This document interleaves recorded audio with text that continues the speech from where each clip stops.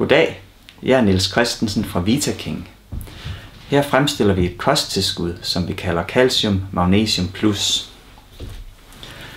Det indeholder mineralerne calcium og magnesium, der har betydning for normale knogler og tænder.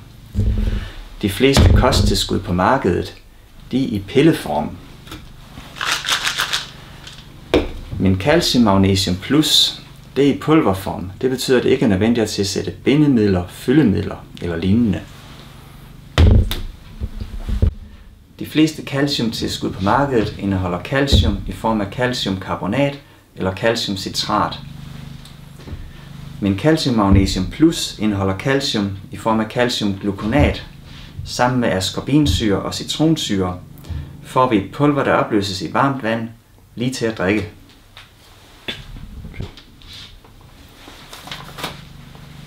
Her var pulveret af.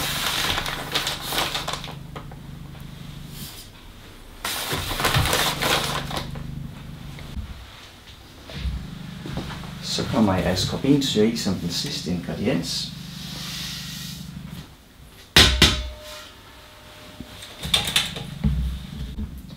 Så er låget på, så er vi klar til at blande.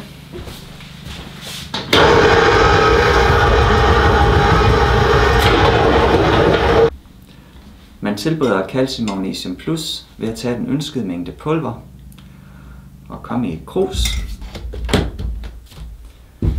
Så hælder man varmt vand på. Det bruser op. Man rører rundt. Og så har man en klar væske, der er lige til at drikke. Jeg kommer lige lidt koldt vand i, så det får en behagelig temperatur. Calcium Magnesium Plus, det holder sig opløst efter afkøling, så man kan godt lave Calcium Magnesium Plus til flere dages forbrug, hvis man ønsker det.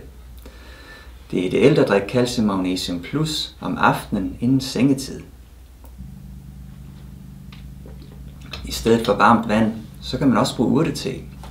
Det kunne fx være kamillete, eller padderokkete, eller hvad du nu har lyst til. Du kan læse mere om Calcium Magnesium Plus på vitaking.dk.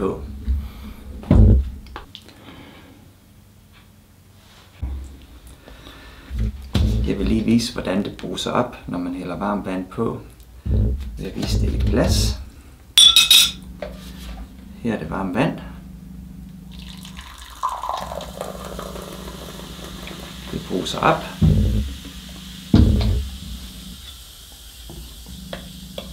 Så kan man lige røre rundt for at få det hele opløst. Man skal lige være opmærksom på, at hvis man bruger et glas, så skal du holde til kogende vand.